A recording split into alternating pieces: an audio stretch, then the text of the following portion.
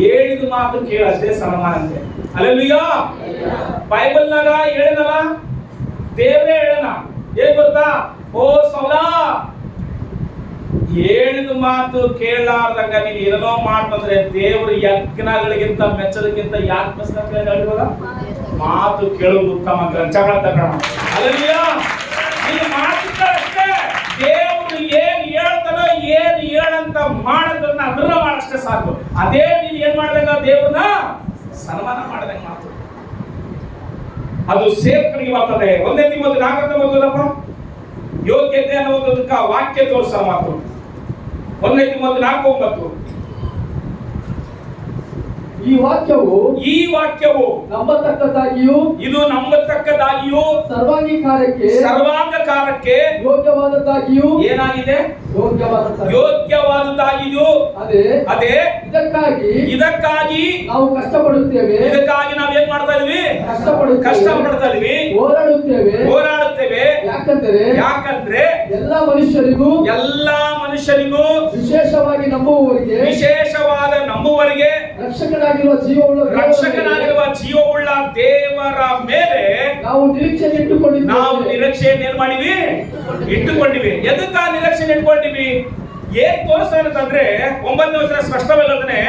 ಈ ವಾಕ್ಯವು ನಂಬತಕ್ಕದ್ದಾಗಿಯೂ ಸರ್ವಾಂಗ ಕಾರ್ಯಕ್ಕೂ ಯೋಗ್ಯವಾಗಿ ಅದೇ ಅಂತ ಮಾತು. ಯಾವ ವಾಕ್ಯವು? ದೇವರಿಗೆ ಭಯಪಟ್ಟು ಭಕ್ತಿ ಮಾಡುವ ವಾಕ್ಯ.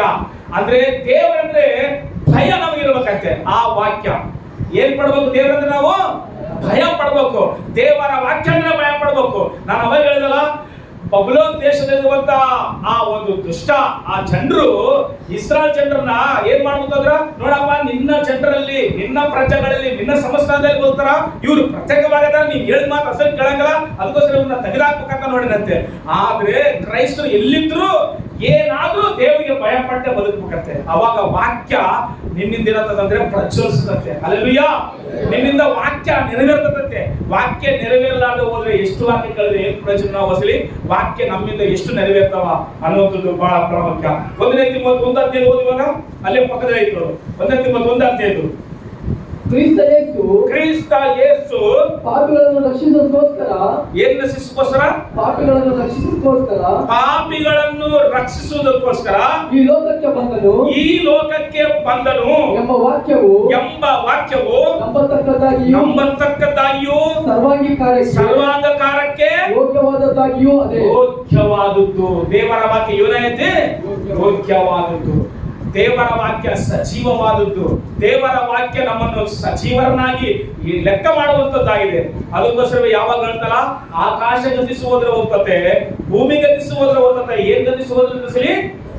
ಯೇಸುವಿನ ಮಾತು ಗತಿಸುವುದಿಲ್ಲ. ಎಷ್ಟು ಜನ ದೇವರ ಮಾತಿನ ಮೇಲೆ ನಂಬಿಕೆ ಇಟ್ಕೊಂಡು ಜೀವನ ಮಾಡ್ತಾ ಇದ್ರಿ. ಎದಕ್ಕಂದ್ರೆ ಬರೀ ವಾಕ್ಯ ಕೇಳುವವರು ಮಾತ್ರವಾಗಿರಬಾರ್ದಂತೆ, ವಾಕ್ಯವನ್ನು ಅನುಸರಿಸುವವರಾಗಿರ್ಬೇಕಂತೆ.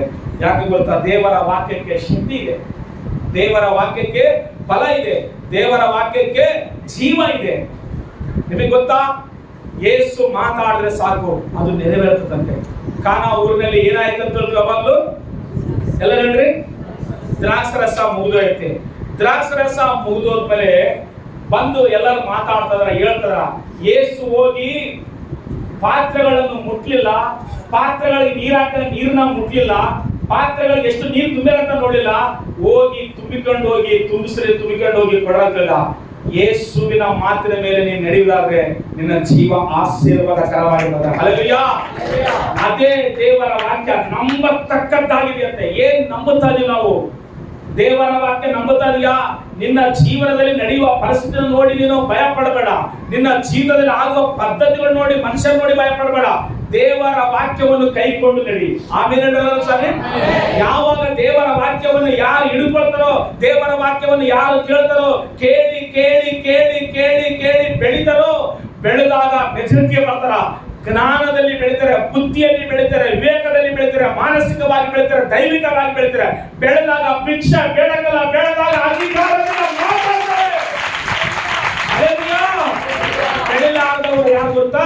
ಇವಾಗ ಕೇಳಿಸ್ಕೊಳ್ರಿ, ಒಂದ್ ಸ್ವಲ್ಪ ಅಂತರ ನೋಡ್ರೆ ಭಯಪಡೋರು, ಸ್ವಲ್ಪ ಕೊಳ್ಕತ್ತಿ ನೋಡಿದ್ರೆ ಭಯಪಡೋರು, ಸ್ವಲ್ಪ ಗಾಳಿ ಬಂದ್ರೆ ಭಯಪಡೋರು, ಸತ್ತ ನೋಡಿದ್ರೆ ಭಯಪಡೋರು, ಯಾರನ್ನ ನೋಡಿದ್ರೆ ಭಯಪಡೋರು. ಅವ್ರು ಎಳೆ ಕೂಸುಗಳು. ಹಲೋ, ಬೆಳೆದಿದ್ದೀರಾ? ಬೆಳೀತಾ ಇದ್ದೀರಾ? ನೀವು ಡಿಸೈಡ್ ಮಾಡ್ಕೊಳ್ಳಿ.